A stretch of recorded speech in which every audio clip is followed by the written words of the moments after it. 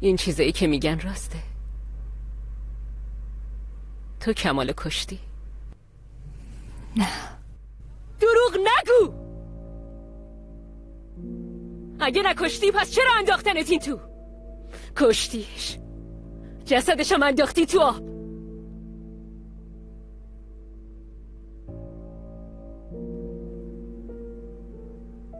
به من که رحم نکردی، هیچ به برادرتم رحم نکردی. چطور راضی شدی اون بچه بی پدر بزرگ بشه؟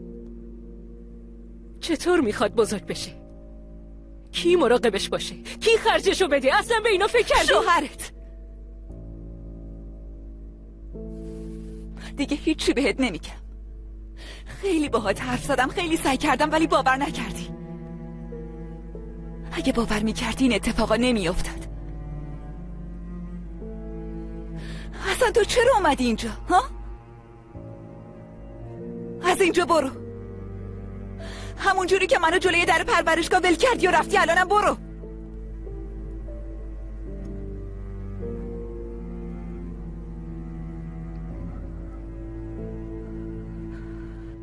دیگه نمیخوام ببینمت.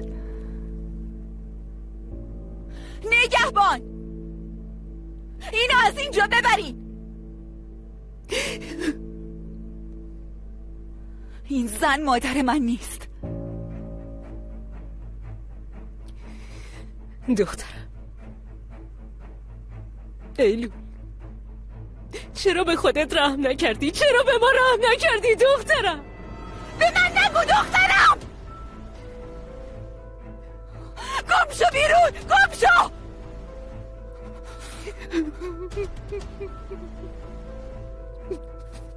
برای چی هنوز وایستادی؟ گم شو.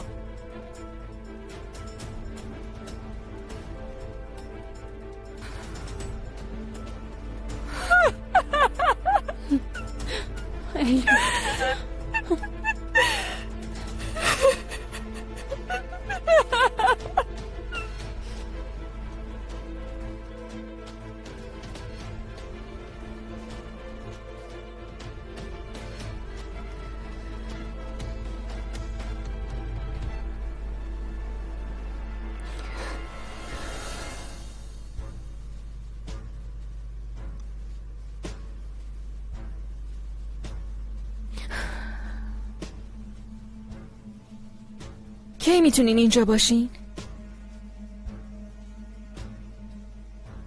باشه، اگه ممکنه یه کمی عجله کنین. دخترها خیلی سریع نیاز به یه وکیل دارن. باشه، من اینجا منتظرم. چرا این اتفاقا میفته؟ دختری که با چنگ و دندون بزرگش کردم افتاده پشت میله های زندان.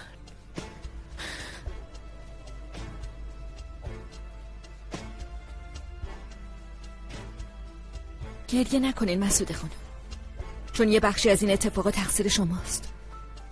من اومدم بهتون گفتم ایلول با شوهرتون مشکل داره. گفتم آخرش اون آدم یه بلایی سر این دختر میاره، اما گوش ندادین. به خاطر اینکه بی شوهر نمونی بچه‌تو فدا کردی.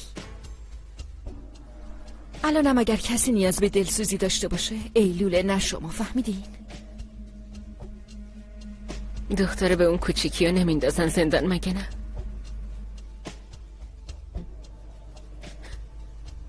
شما آدم تحصیل کرده ای هستی، با قانون آشنایی داری. نمیندازنش زندان؟ نه، نجاتش میدی، درسته؟ فعلا چون جسدی در کار نیست وکیلا میگن به نفع ماست، ولی خب تا وقتی که شوهرتون خودشو نشون نده همه چیز همینطوری میمونه. یعنی اگه شوهرم نیاد ایلولو میندازن زندان؟ آره؟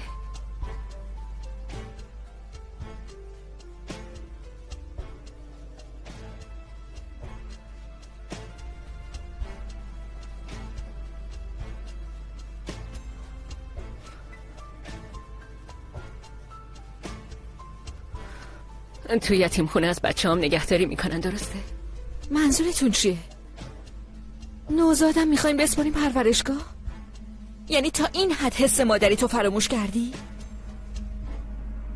تو حس مادری ندیدی، بگیر. مراقبش باش. وایسا ببینم. مسعود خانم کجا داری میری؟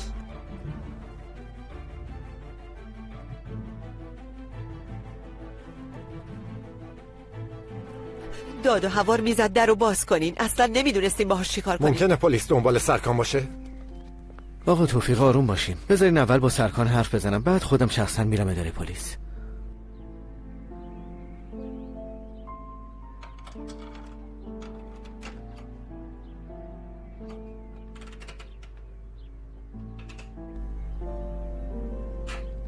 سرکان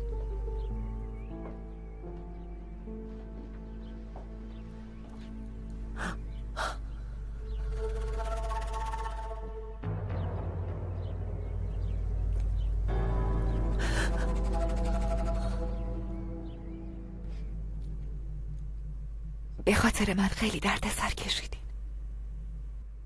نمیدونم چجوری جبران کنم. الان این حرفا رو ول کن. همه چی تموم شد ساگل. به آخر خط رسیدیم. دیگه بیشتر از این شما رو درگیر نمی کنم. بخوای نخوای درگیر شدیم. این سرنوشت منه نه شما. نگهبان چی کار داری میکنی؟ میخوام همه چی اعتراف کنم. نگهبان ایلول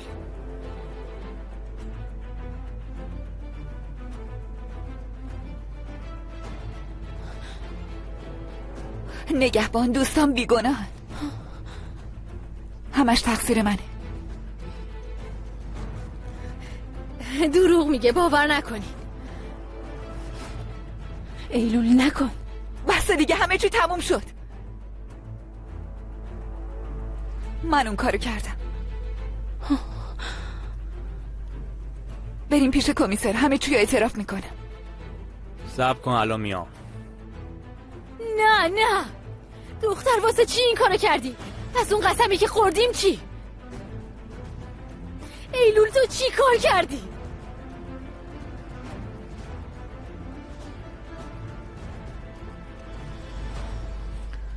دخترم بیگناه سرکار. من خودم شوهرمو کشتم. چی؟ همش تقصیر منه. ایلولو آزاد کنی. من شوهرمو کشتم. خانم محترم، شما میفهمین چی دارین میگین؟ دعوامون شد. بعد من بهش چاقو زدم. پس جسدش کو؟ کجا قایمش کردی؟ چیزه انداختم تو دریا. نیست و نابود شد. دخترم آزاد کنی. منو دستگیر کنی. کار من بود. خودم شوهرمو کشتم.